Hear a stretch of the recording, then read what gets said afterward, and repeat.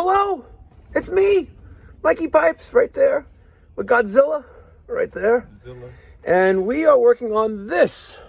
Hold on. Bosch IDS 2.0. We started this project last summer, end of last summer. Major renovation in this house. And Godzilla, that's him, is going to change out this disconnect to match the other one. It's right there because it's so pretty. For this Bosch IDS 2.0 heat pump condenser. Once we're done with replacing the disconnect and the whip, we're going to vacuum down the system with the Elitech vacuum pump, available on Amazon. Details in the description box down below. Thank you for sponsoring this video, and I can't wait to check it out. So let's get the show on the road. First, Godzilla's going to confirm that there's no power there, which he already did, but he's going to use his non-contact tester. Make sure there's no power. There's no power there. And he's going to disconnect the line voltage coming in. So that's the one all the way on the left and the one all the way on the right. He's going to use a slotted screwdriver. I believe that's the Klein. It's insulated. Yep, see? He's going to take that line out right there. We don't have to take all of them out because we're throwing away the disconnect, and the whip that's attached is not needed. We don't need it. Okay. Now he's got the ground on the opposite side, on the grounding terminal. Ground. No, the other one. Right there. Good job. Okay. And now he'll use maybe a pair of pliers, or he'll use his gorilla hands, his Godzilla hands, sorry, to pull out. No, let's pull these out here. Pull those out straight out. Copy. All right. You know, there's also a third, it's 3-wire plus ground. So we're going to use the black and the red, and the white is ground in this particular case. So he's going to straighten all those out, pull them straight out, and there's a retaining ring that he's going to unscrew there. See that ring there? There you go. And he's going to unscrew that. All right. So he's using the needle nose to take off the lock ring, or whatever you want to call it. I'm sure you electricians out there will correct me, but it's a 3/8 ring. Just take that out. Perfect. We're going to save that ring. So pull that all the way out. All right. Excellent. And now we're going to take our drill and take the screws out that are securing this box to the siding. He's got a few screws holding that in. I can throw those out. We're not going to reuse them. We'll give the customer value. Yeah. You know, I hear he's a real stickler. Yeah. Make you come back. Yeah. No recalls here. All right. So there we go. Okay. Now here's our line voltage coming in, and we'll resecure the new disconnect to the Romex coming in. Okay. Here's our new disconnect, and I helped Steven take out that knockout, and they're such a pain because the other ones always want to come out. So we have the one in the back that we need to secure to the Romex coming in, and we have a whip. So there's our whip, and if you notice, we have an angle and we have a straight. And on the condensers, you know, we like to go straight up into it. So we're going to use the straight going into the bottom of the condenser. And that's the Bryant 2-stage 17 sear. On the Bosch, it's at the bottom there. I don't know if you saw that or not, but we're going to want to use an angle because then we're not going to have, you know, the straight for the condenser. So we're going to try to knock out this right there. And it's tricky, but I'll show you. Okay. So, and again, I shouldn't be keeping this on top of the condenser. I should be doing it probably on a piece of cardboard, but I'm going to try to just, yeah, I know the guy. Let's try to get it just right. Like that. See, because those other rings, they always want to come out. And we'll take our needle nose and break that free. So there we have, we'll put an angle there, and this will be the in power incoming. Copy. Okay? Godzilla's gonna get that ring ready, that lock ring. That's gonna attach to that Romex connector. No, no. Oh, okay, straightening it out. Okay, sorry. No, the ring goes out. Yes, they're smart, see? Yeah. Godzilla knows. Yeah, Godzilla don't like to learn the hard way. Yeah. He does. But... Well, you learn by mistakes. Hold that right there. Okay, and try to get that ring on there.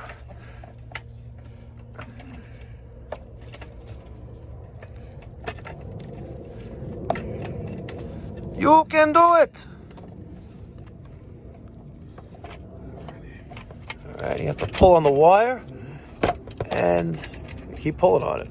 I got the box. You pull on the wire with one hand and get that ring on with the other. I know they're stubborn. Yeah. It's like they only want to go on one way, but they'll go on both ways. But they get stubborn.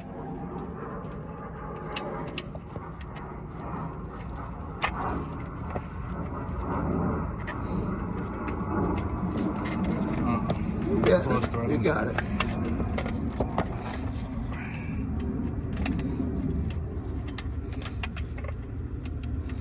Some hands-on experience today. Yes, sir. Ladies and gentlemen, one of the benefits of working for St. Mike is you actually learn. And practice. There you go. Look at that. Perfect. We try to make that as snug as possible. Mm-hmm. When we're done, we're going to throw some sealant on inside. All right, now we're going to secure this box to this nice siding. We're back. Did you miss us? Not really. That was like 7 minutes in real time and a split second in YouTube time. All right, there you go.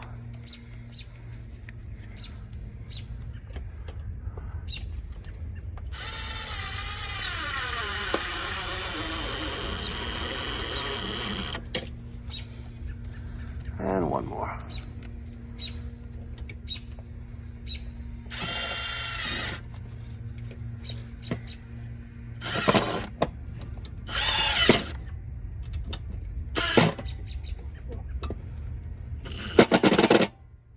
Okay. Let's give it a little on the bottom, a little extra.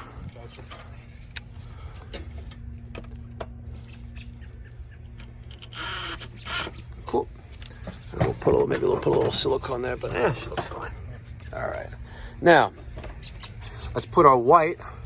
We'll straighten those out with the needle nose, cut off access, and the white will be go on the neutral bar, the neutral bus. Right in here. Yep. But cut that down short.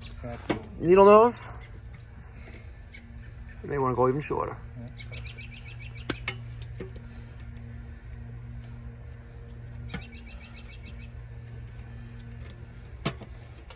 Learned that from you.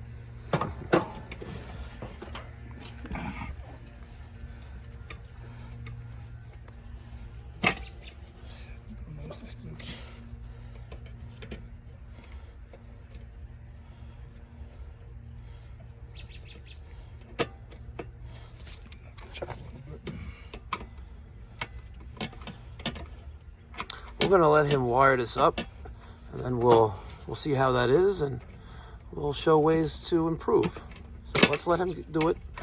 We'll keep our comments to ourselves.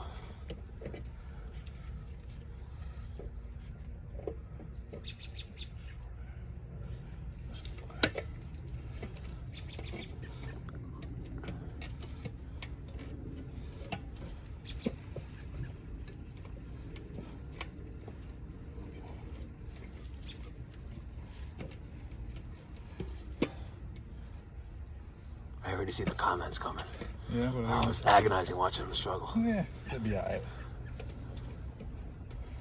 All right, let me show you something. All right, here, hold this. So I know you want to go on the left-hand side. All right, so you want to try to avoid sharp turns with this. Now, I guess some guys say yes, some guys say no, but I would have just went like that and a little bit more like that, and easily try to squeeze that in there. Copy. And again, what works for me may not work for you, but when it looks cleaner in the box, the next guy's like, oh, the guy wasn't a slob. And I'm not saying it would have been sloppy, but it was to definitely force faster too. to force, you know, all that back in there like that, doesn't really like that. So I'll show you the next one. I'll do the hard. Actually, I'm going to do the harder one. All right. So I'm going to make that nice and straight because we're going to take one all the way to the other side, right? Mm-hmm. And we don't need this ground. So we'll just cut that back a little bit and we'll just stick that out of the way, right? Because it is what it is. So now here's that one leg. We'll call this line 2. Put a nice bend right there.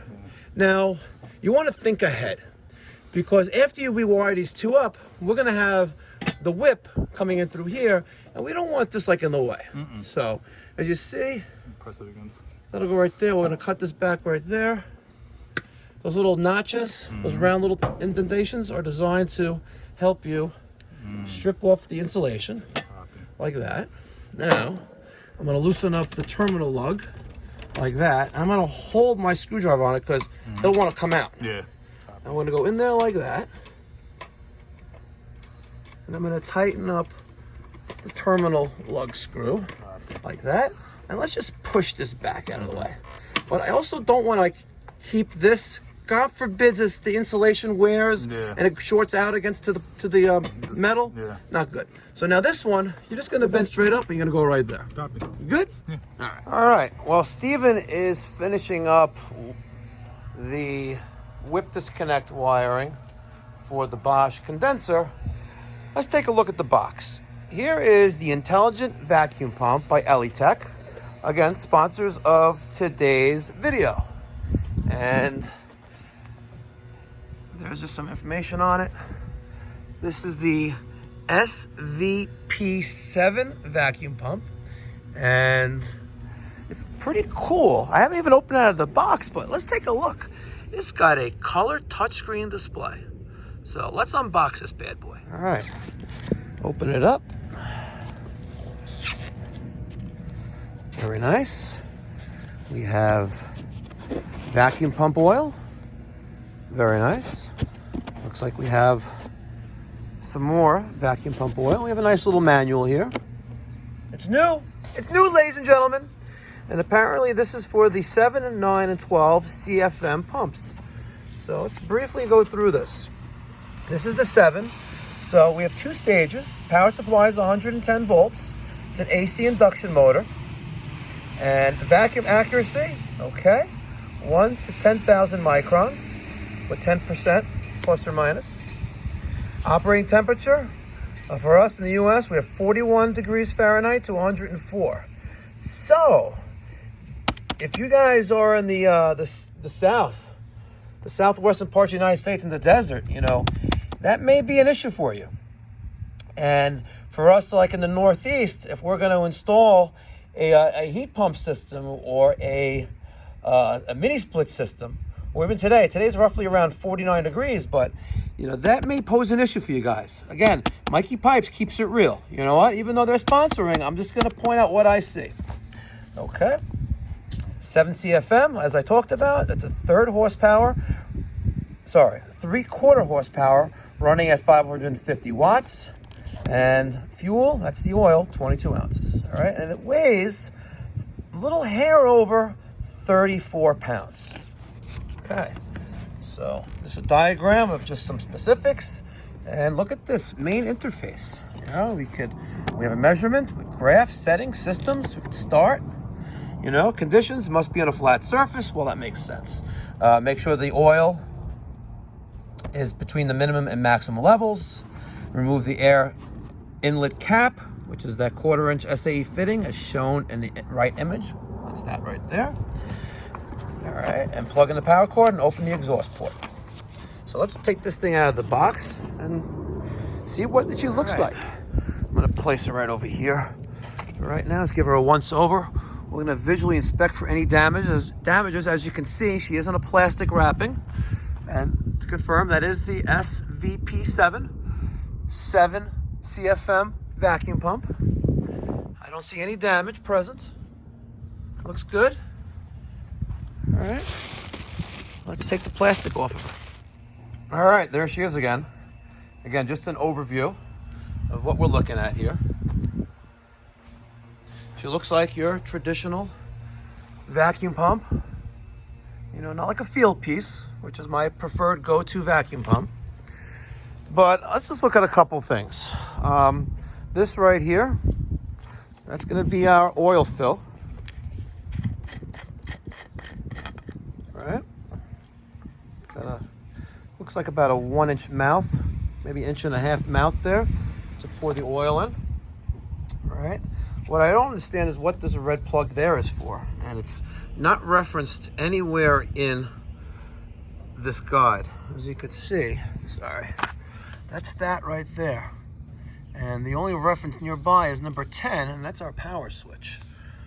See, power button, which is that right there. Okay, so it looks like some kind of cap or some kind of future drain. Speaking of drains, number 13, oil drain plug. That's what we're working with. This is a little bit of a constructive criticism that needs to be made bigger. All right, over here, this is number 11. This is our vacuum sensor. Okay, and we have on the top, that is that 1/4 inch SAE connection. All right, that's where we're gonna hook up our vacuum hose to. It would be nice if that was bigger, like the field piece. All right, how you doing over there? Let's go take a look.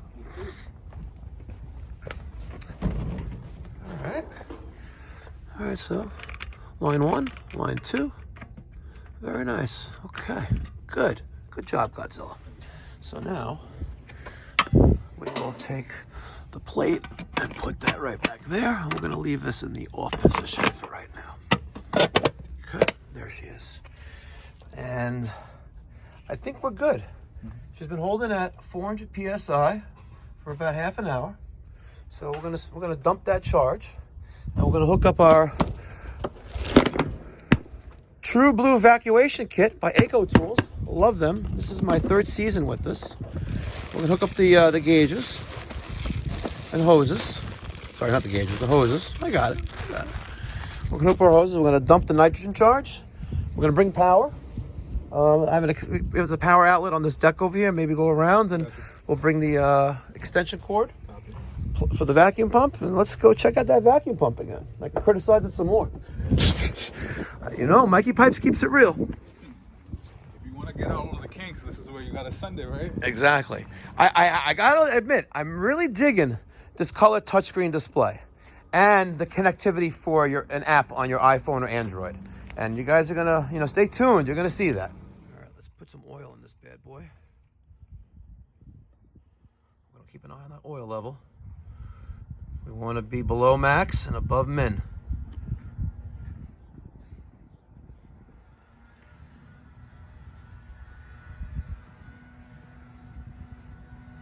The thing is almost empty. This little bottle they gave me, and I don't see any change.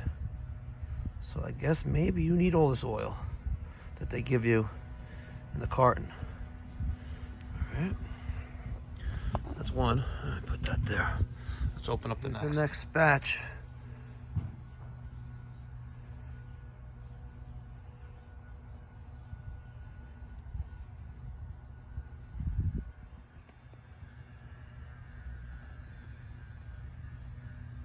All right, she's finally getting up there. All right, let's not overfill her. And we overfilled it a little bit. We're gonna have to drain it down.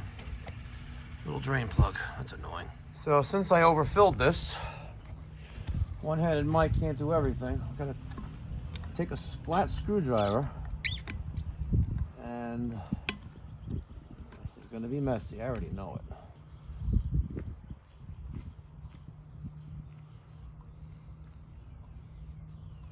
Really? There we go. Oh, not bad. All right. Minimal drippage. Yep. But it'd be nice if they gave you the right amount of oil in one container, or just more detailed instructions on how much this needs to go in here. Sure. Because it doesn't, it outlines it in the manual. I think it said 22 ounces. Let's look at the specifications. All right. Let's go back to that. 22 ounces. All right. So, and this is marked up to 16 here, but they give you 2 of them. I don't know why they did that. But again, this is real world, uncut, unedited, raw. Yes, sir. And looks like we're gonna be draining for a while. Oh no, she's coming down, look. So it looks like I overfilled her by about 4, maybe 5 ounces. Let's see.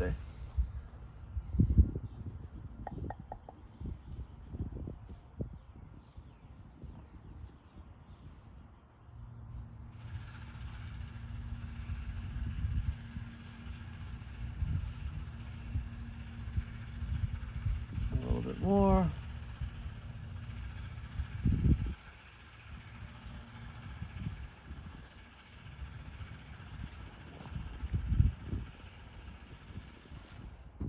This is annoying. You guys know I love my field piece vacuum pump. It's, you know, that thing drains in 2 seconds. You could actually change the oil out. And you while can it's change the working. oil live. Yep. Yeah. This tiny little screw. I already see this is a mess.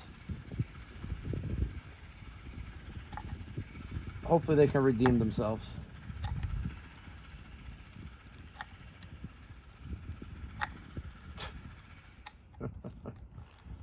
Okay. All right. Like I said, unedited, uncut, just raw footage. Keeping it real. So we're just gonna clean up a little bit of the oil there. Okay. So there she is. Let's take a closer look at here. This is our fill port right there, and if there's a little note here, it says, take off the exhaust cap before firing up. So this has got to come out first. So let's go take this over to the condenser. Is it light? 35 pounds. Oh, okay. So it's On the heavier side. Yep. So You must have rest made it her for right me. there. Let's take this off because it wants us to take that off. Mm-hmm. Let's bring power. Damn. Let's plug it in. Let's see what happens on the screen, right? Power switch is off. So nothing's happening. Let's turn the power switch on. Okay. Look what we got there. Let me just grab that for a second, Godzilla. All right, there's our screen. Look at that. Look at it. God, it's All right, there it is. All right, so measure. A little delay in responsiveness there. It may be because of the outdoor temperature. All right, and I'm trying to avoid the glare here. Return. All right, up. All right. Let's hit start. All right. Let's hit graph. All right, this is gonna be pretty cool. All right, so let me hook up our True Blue hoses. It's gonna be a little tight because we're working with that right there. Now it says take off exhaust cap before firing up. We're gonna need to leave that off, it looks like.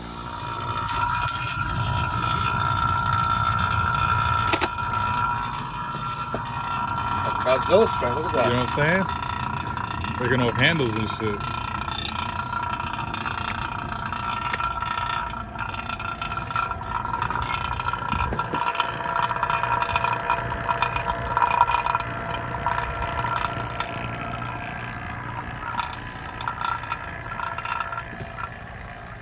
All right, took some modification because we only have the 1/4-inch service port on top of the vacuum pump. And once I hooked it up, I had to modify my hoses. All right, unlike the field piece, I have multiple ports that I could vacuum off of. Here, there's only one port. Not a big deal. Took an extra 10 minutes to set up everything. No big deal. So let's take a look at their graph right here, and we'll pull up their vacuum their vacuum app in a second. Let's hit the return button. Let's go to measure, and she says she's running.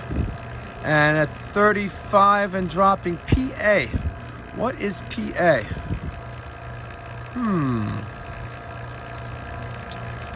PA. Any idea what PA is? Let's go to the manual. Let's go to return. Let's go to settings.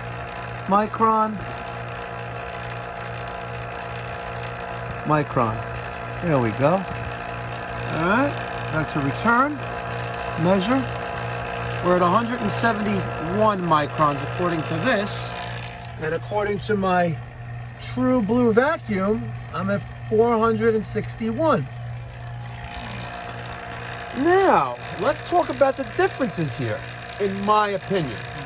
Again, I am not a guru. I'm not the king of HVAC. All right, I'm Mikey Pipes. But I know that there will be a micron difference reading between at the system service ports and at the vacuum pump, because this is where we're measuring, giving us that reading, which is 145, 144, right? And my Blue Vac Plus Pro is showing 380 and dropping. So you cannot rely on the micron gauge that's built into the vacuum pump, right? It's just like having a T here and adding the micron gauge there. You're not going to get a true sense of the system. So, not a good idea. It's nice, but is it helpful? Yes. Are there guys out there who don't even pull a vacuum with a micron gauge? Absolutely. Right? There's tons of them out there, and they're called hacks. HACKS. Hacks. Mikey Pipes is not a hack. Why am I not a hack? Because we do the right job. And listen, I get paid a good amount of money from my clients to be professional and to do the right job. And if you're not vacuuming with a micron gauge, you might as well not even get out of bed in the morning. 121 and 320. All right, I like to pull down to under 300. This is nice and neat and cool, but let's check out the other features. Let's return. Let's go to system. All right, she's been running for 11 minutes. Back again. Let's go to settings. We already know that. We'll go to Fahrenheit. All right, good. This is the Imperial system here. Back to measure. All right, our motor temp. It's nice to have that info. Not bad, but listen, this was nice, but that's not the accurate reading. I'm sorry, guys. All right, 110 there. We're at 299 on the Blue Vac Plus micron gauge. Okay, and now we're gonna start a decay test. Let's see if I remember how to do this. Nope, cancel. There you go. So here we go. We hit that button right there. We're going to isolate. Turn a little bit more that way. That's closed. Up. She went down a little bit. Well, she went up a little bit when I moved the core removal tool. See? 367 and dropping again. So let me close the other side. Like that. Okay. And we're going to start the decay test. She's gonna run, and we'll see how long this takes. All right, about 10 seconds later, she passed the decay test. It says pass. The decay has passed. What would you like to do? We're gonna quit. All right, she held the vacuum. She's solid. All right, guys. My decay test passed. Let's turn this bad boy off. Okay. We're gonna take off our hoses. We're going to put back our Schrader cores back in. And I am not going to start this up today because I still got to do the condensate drain at the air handler up in the attic. And maybe we'll do the disconnect. But my thoughts. This is a great pump. It pumped down with the quickness. Yeah, for sure. Right? It pumped down with the quickness. Now, one of the reasons why any vacuum pump will pump down quickly is a lack of moisture in the line set, right? So if, let's say this line set wasn't just installed today like we did, right? And it sat around, even though if you leave, especially if you leave the caps off, you know, you're going to have so much, you know, atmosphere in there, which is humidity, which is moisture, that will slow down how fast the system could vacuum down. But Elitech, I got to give you credit. It is a fast vacuum pump. What was it, 20 minutes it said there on the timer? Not bad. Not bad. I have roughly about 40 feet of 3/4 inch line set and 3/8. You know, it connects to the Bosch IDS 2.0 conductor here. It goes up all the way there, and then it goes across about another, I'd say about another 10 feet, right, to the connection to the air handler.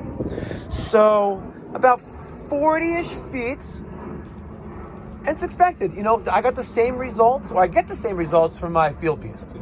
So kudos. And this pump is cheaper than that VPS, the VPS 8 field piece, which I have in the truck. All right, so this is 7 CFM, the field piece is 8. And this is quicker, right? I like the touchscreen display. I like the functionality that it has, that I could read microns on it. It's not the ideal location for it, but I love the touchscreen display. I have never seen a vacuum pump with a true color touchscreen display. It's very nice touch there, guys. Improvement. We need to have multiple fittings to vacuum down. 1/4 inch connection is not enough. All right, let's talk about the mouth on how to give this thing oil. All right, spin it around a little bit. This gets sloppy, right? But I know how the guys are. They're in a rush. You know, you got to change the vacuum pump oil every time you use it. You know, so imagine that little drain hole. You're an HVAC tech in the field. You got to change this out because you're doing multiple condensers, or you forgot to change them the time before. You're going to wait a while before that drains out. Yeah. You know, a good 5 minutes. And you know what? I was trying to be neat and clean about it, getting back into the bottle. Yeah. Some of these guys will just let the thing hang over the side of the condenser, let the thing drip down into the ground. Sure. I'm keeping it real, guys. You know what I'm talking about. There are those guys out there, and I'm not faulting you. Listen, this is dirt. Yeah. All right? I'm not saying I've done it myself, but it's dirt. You want to dump oil into the dirt? Knock yourself out. All right? Just don't release R22 and refrigerants into the atmosphere. Don't kill our ozone layer. All right? I don't know what the hell this is for, and it's not documented in it. Other than that, it looks really nice. You know, nice solid connection there with the... Try pulling that a little bit with Gorilla Strength. I don't know. No, but you know, things get pulled around. It's solid, right? We got our switches covered behind a nice little rubberish plastic thing right there. It's nice. Overall, it's a very, very nice pump, but it needs improvement. But for the price point, you can't go wrong. Link down in the description box down below, an Amazon link, and also the website link, Elitech. Thank you, Elitech, for sponsoring today's video. You know, you guys who are watching this, let me know your thoughts, feedback, comments, even criticism down in the comment section down below. You guys know I am critical with the tools that I use, and I believe in absolute best. You know, I whipped out the Testo 570. Steven has not seen this before because it's only reserved for brand new systems. We do a lot of retrofits, right? I don't want, you know, that only comes out on brand new systems. And this Bosch IDS 2.0 heat pump condenser and the air handler upstairs is a brand new system, and that's what we finally whipped it out. But you guys know I only use the best of the best tools. Quality doesn't cost, it pays. Thoughts, feedback, comments, criticism, down in the comment section down below. St. Mike commands thee to comment now. Now go.